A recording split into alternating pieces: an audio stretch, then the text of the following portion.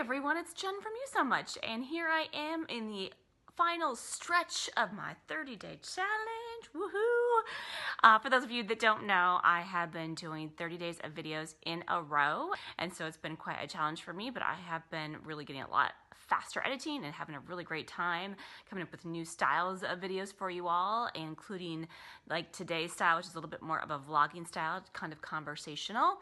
And today I thought it'd be kind of good to talk a little bit about sales. That's right, because all of us who are in business, we are here to sell stuff, even if we're not a typical salesperson.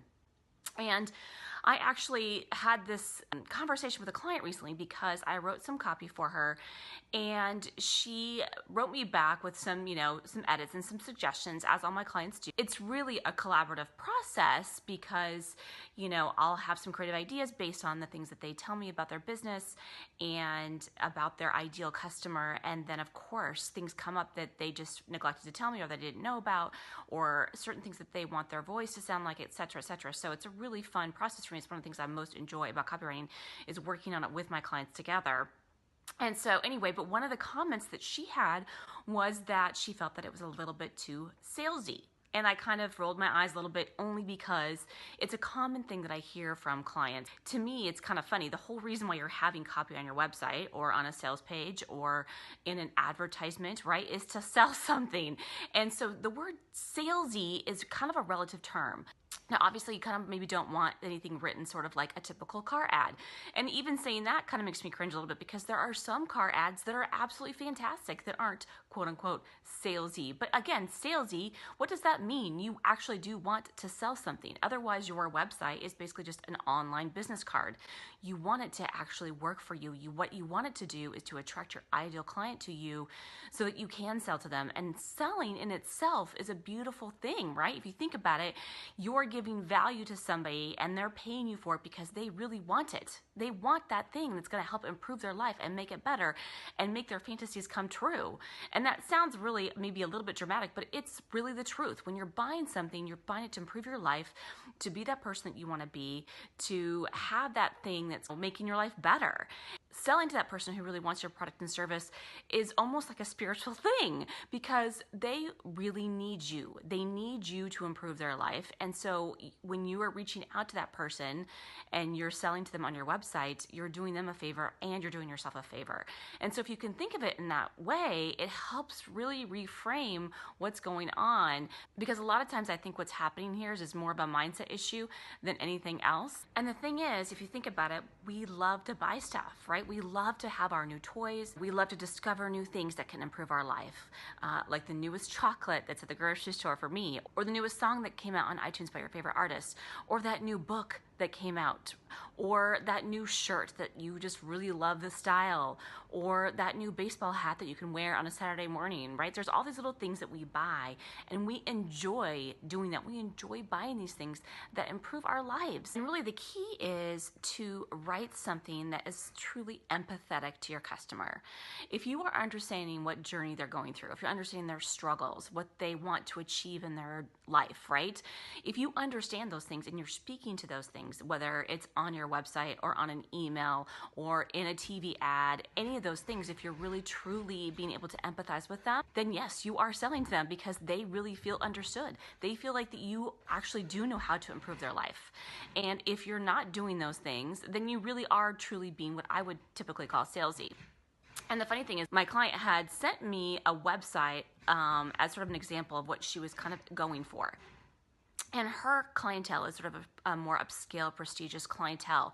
And so I really appreciated to be able to see kind of what she had in mind.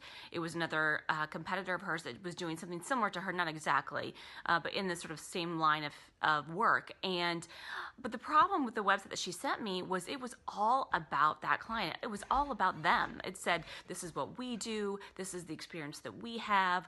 We are so awesome and prestigious, and we only work with elite clients. That's kind of what it was all about. And yet, for some reason to her, it felt less salesy. even though technically, in my opinion, it was more salesy. It was more about them and not about their customer. And so really, truly, if you're speaking to your ideal customer and you're relating with them, if you're saying, hey, I know that you're struggling with this and that you want to your life to be like this, then you are truly understanding them in this way that is just a beautiful thing, because sales, think about it, is a win-win. They are getting something that they really want, and you are selling something and being able to give your value to the world by offering your service or product. I mean, if you think about it, if you have a skin issue and you go to the doctor and the doctor says, oh, I know exactly what it is. You have really bad rosacea, and you said, great, now I'm so glad I know exactly what it is. How can I buy the medicine for it? What can I do? And the doctor said, well, I'm sorry, I don't want to be too salesy, so I'm not going to offer it to you, right? I mean, that particular medicine or treatment or whatever it is that's going to solve the patient's problem is something that that patient really, truly wants. They want it. So why would you, as the doctor, like, refuse to sell it to them, right? And so that's essentially what you're doing if you're not offering to your clients your products and service, by making sure that they understand how it is that you help them, by making sure that they understand that you really do have a really good idea of what they're going through and how you can help improve their life.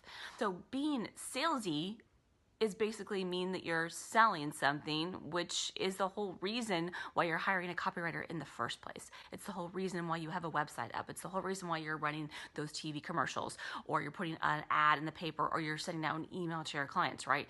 You're selling something, but you're selling it to them because you want to help them. And I know you do. I know you want to help them. So tell them how you can help them.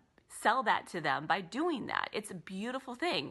It actually kind of makes me think about dance. Sometimes when I take dance class, a lot of teachers will sometimes say, okay, sell it to me, sell it to me. And what they're basically saying is, don't just do the moves, don't just go through the motions, like, get into it, show your passion for it, show that you are enjoying yourself, showing that you are offering a piece of yourself in the dance.